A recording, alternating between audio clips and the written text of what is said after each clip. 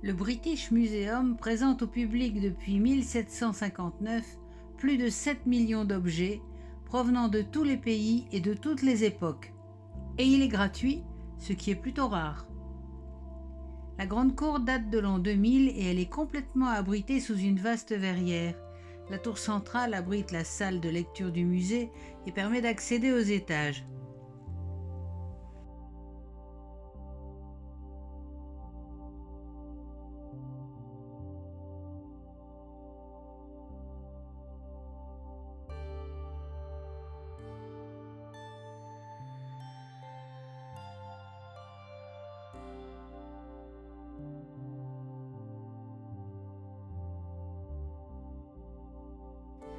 L'archéologie, avec ses trouvailles, somptueuses ou modestes, ses objets familiers ou précieux, nous apporte un éclairage nouveau sur le mode de vie de toute une société. Et chaque trouvaille améliore et complète le tableau de ce que fut la Grande-Bretagne romaine au IVe siècle de notre ère.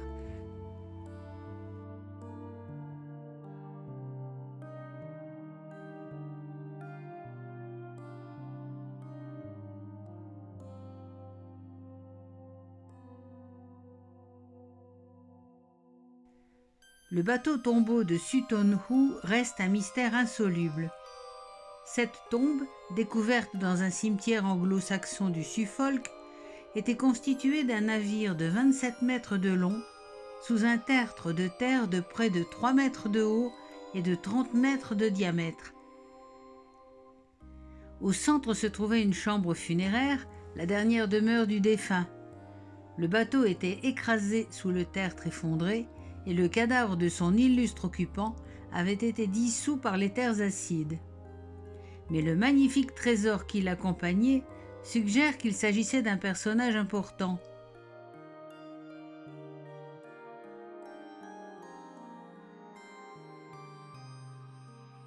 Il y avait aussi des équipements de guerre, une épée soudée à motif, un énorme bouclier décoré, une cotte de mailles et le casque de fer et laiton, avec son visage formé par le corps d'un dragon aux ailes brillantes.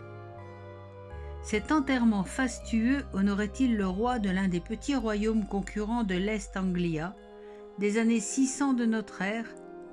Mystère.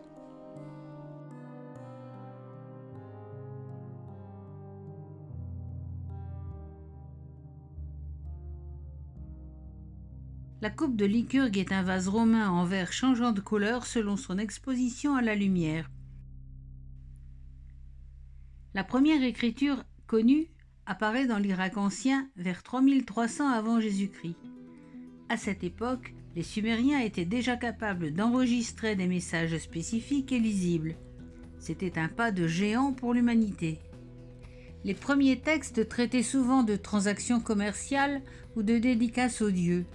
Ils étaient gravés à l'aide de genres de clous ou de coins, d'où le nom de cunéiforme donné au caractère, sur des tablettes, des boules, des plaques d'argile. Cette écriture se diffusa dans tout le Proche-Orient ancien, qui a développé de nombreuses et riches littératures à partir de ce système, s'adaptant aux différents langages. Elle n'a disparu qu'aux abords de notre ère. Le roi Assurbanipal, qui se targuait d'être à la fois un guerrier et un lettré, créa entre 668 et 630 avant Jésus-Christ la première bibliothèque contenant l'ensemble des connaissances disponibles à son époque. Elle se trouvait dans son palais de Ninive. Elle comprenait de grands textes épiques comme l'épopée de Gilgamesh, des ouvrages religieux, d'astrologie, de divination, des livres de médecine et de mathématiques. Elle fut détruite en 612 avant Jésus-Christ par les Mèdes et les Babyloniens qui brûlèrent tous les documents de papier, de parchemin ou d'ivoire. Il ne survécut qu'environ 20 000 tablettes d'argile, certaines explosées par la chaleur intense.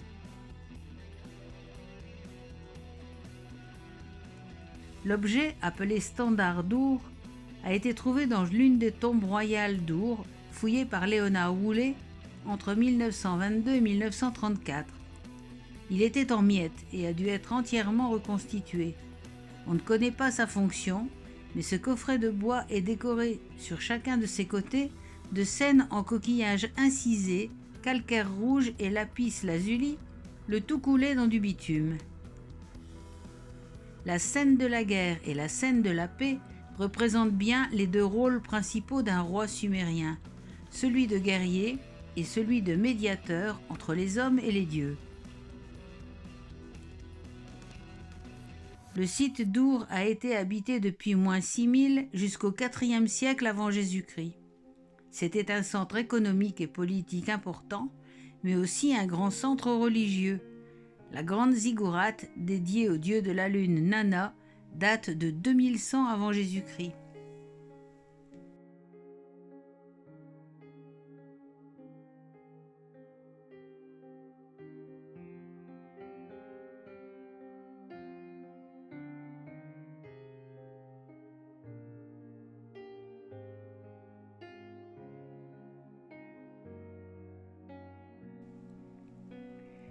Le site de Persépolis n'est que l'un des sites où Darius Ier, roi guerrier et grand bâtisseur, installa un palais entre 518 et 539 avant Jésus-Christ.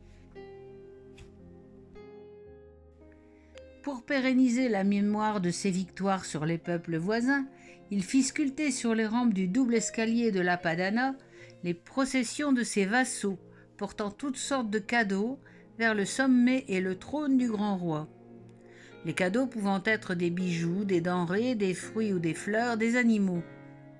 Ces moulages de plâtre ont été faits lors d'une expédition spéciale d'archéologues à Persépolis pour le British Museum au XIXe siècle. Une scène brutale de prédation se retrouve aussi à plusieurs reprises le long de cet escalier et sur d'autres reliefs. Un lion attaque un taureau.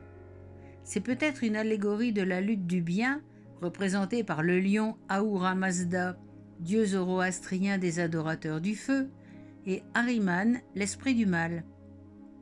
Une autre interprétation propose le triomphe du roi sur les rebelles. Ces sculptures, répétées et précises, nous renseignent sur les nations qui ont été vassalisées par Darius, sur leurs équipements, mais aussi sur des éléments plus prosaïques de la vie de tous les jours. La végétation, les animaux qui étaient courants dans ces régions à cette époque, les coiffures ou les vêtements.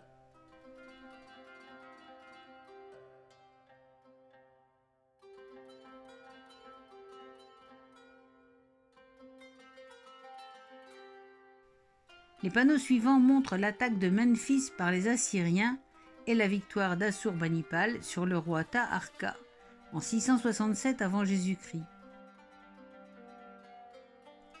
Ces panneaux de gypse décoraient à l'origine les murs du palais du roi à Ninive. Au sommet, les Assyriens tentent de brûler la porte et miner les murs.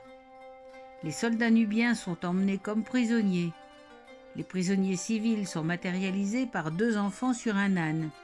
Et tout en bas coule le Nil avec ses crabes et ses poissons.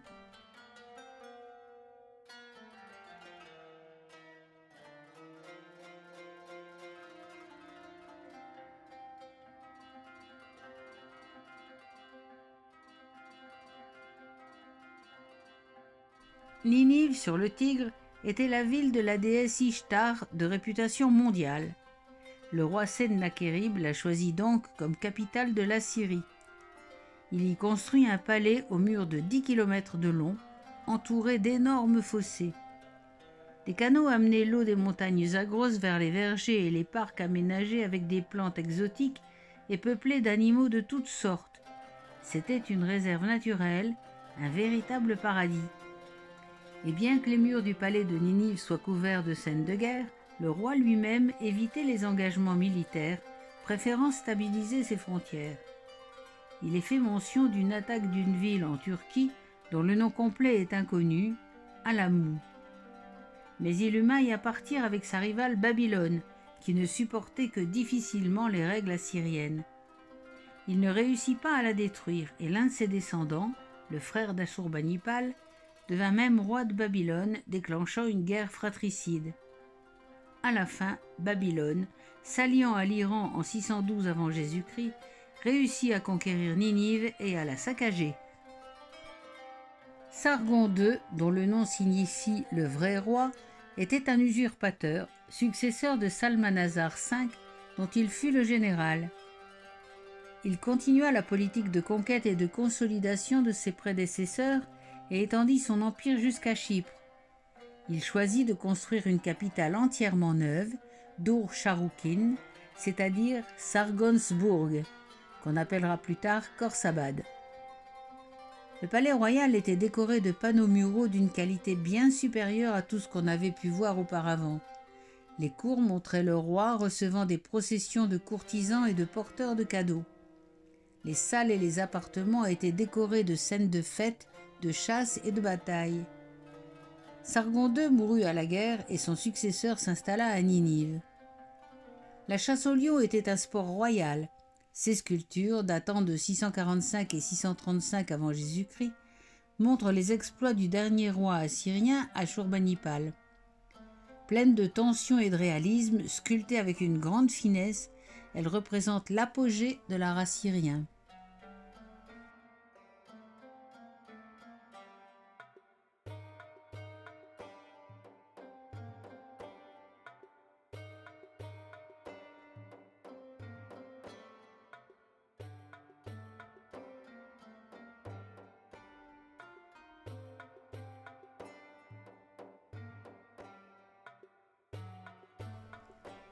L'invasion de Lachish par Sennachérib en 701 avant Jésus-Christ est citée dans la Bible. Cette cité du royaume de Juda s'était révoltée contre la domination assyrienne en Palestine avec l'aide de l'Égypte. Sennachérib dévasta totalement la ville et emmena ses populations en esclavage. Il soumit le roi Ézéchias, mais ne détruisit pas la capitale Jérusalem. Sennachérib utilisa les principaux épisodes de cette bataille comme thème de décoration des plus belles salles de son palais à Ninive. Des fouilles récentes sur le site ont mis à jour les restes de la rampe artificielle construite par les Assyriens pour escalader les murailles de la ville.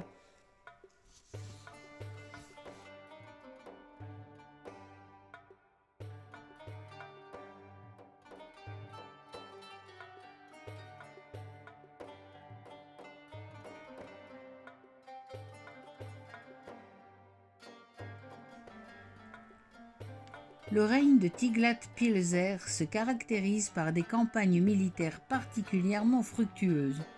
Le royaume s'étendant au nord jusqu'à Ararat, à l'est jusqu'en Iran, à l'ouest jusqu'au bord de la Méditerranée et au sud jusqu'en Égypte. Il transforma les royaumes étrangers turbulents en provinces dirigées par des gouverneurs assyriens. Et il se met à construire le palais de Nimrud, le palais central, à la fin de son règne et ne le finira pas. 50 ans plus tard, un de ses successeurs choisira de construire un nouveau palais à Nimrud, le palais du sud-ouest. Et quand les archéologues fouillèrent les deux sites, ils s'aperçurent que de nombreux bas-reliefs du palais central avaient été stockés sur place ou déplacés et réutilisés pour le palais sud-ouest. Le côté sculpté se trouvant contre les murs, peu ont survécu en bon état.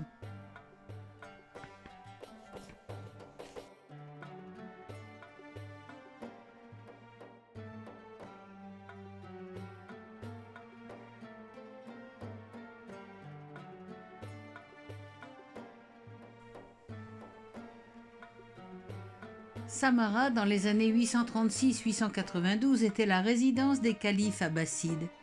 Une ville de 57 km² avec 2 mosquées aux tours spiralées, un palais, le Dar al-Khilafa, et des maisons d'argile crue aux murs plâtrés et couverts de fresques avec des personnages, des visages et des frises.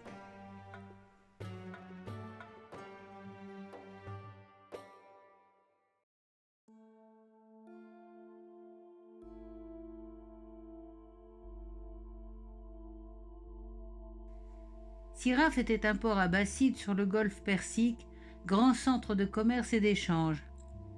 Les poteries découvertes montrent la présence d'une importante production locale, mais aussi des contacts avec l'Est africain, l'Inde et l'Asie du Sud. Le commerce global sur terre et mer couvrait tout le Moyen-Orient jusqu'à la Chine. Les épices précieuses circulaient, mais aussi des céramiques, de l'ivoire, du cristal de roche, des métaux précieux et des monnaies.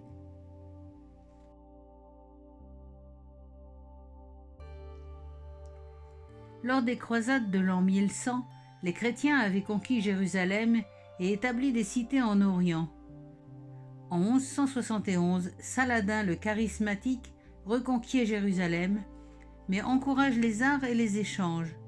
Verre et céramique de Syrie, Palestine, Liban, métal gravé et niellé de Mossoul avec des textes poétiques ciselés, lampes de mosquée et albarello au motif de lotus.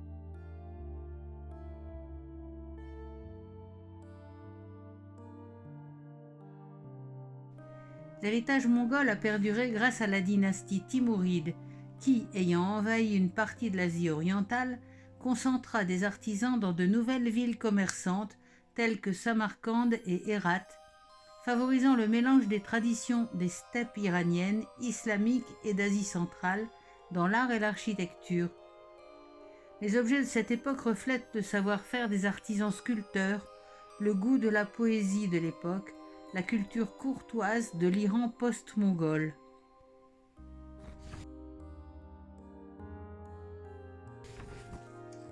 De nombreuses et célèbres civilisations ont existé avant l'islam. Les Sabéens, avec leur magnifique et légendaire reine de Saba au Yémen,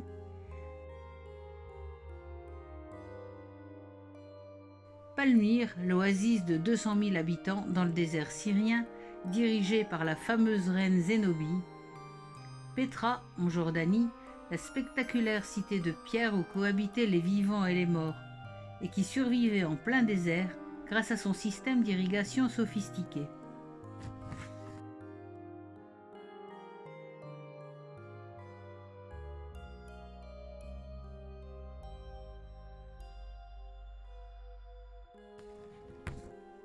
À partir des années 700, les savants et les penseurs se sont appuyés sur des sources probablement indiennes, traduites en arabe, pour faire des avancées significatives dans l'étude du ciel.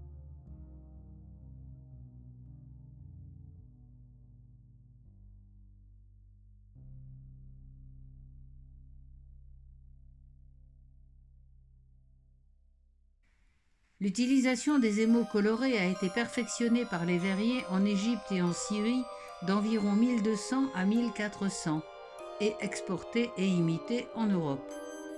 La technique du lustre a été créée par les potiers arabes pour reproduire les effets scintillants du métal précieux dans les années 800.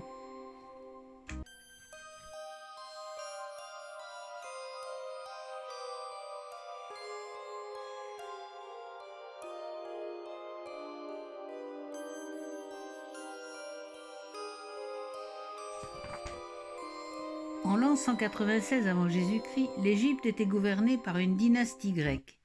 Et le 27 mars, un décret a été publié en l'honneur de l'enfant roi Ptolémée V Épiphane. Il enregistre la décision des prêtres égyptiens d'établir un culte royal en échange des concessions de Ptolémée au temple. Le décret est écrit en deux langues, l'égyptien ancien et le grec ancien, et en trois écritures, l'égyptien hiéroglyphique, l'égyptien démotique et l'alphabet grec. Après maintes tribulations, la pierre est découverte par un Français pendant les campagnes de Napoléon en Égypte. Mais elle retourne en Angleterre après la chute de Napoléon. Heureusement, des copies circulent et la première traduction en grec est faite en 1803. Il faudra attendre encore 20 ans pour que Jean-François Champollion traduise les hiéroglyphes en 1822. Le reste n'est plus qu'affaire de temps. D'autres textes multilingues ont été découverts plus tard et la pierre de Rosette n'est plus une pièce unique. Mais elle reste la première qui nous ait permis de découvrir le monde énigmatique et fascinant des Égyptiens.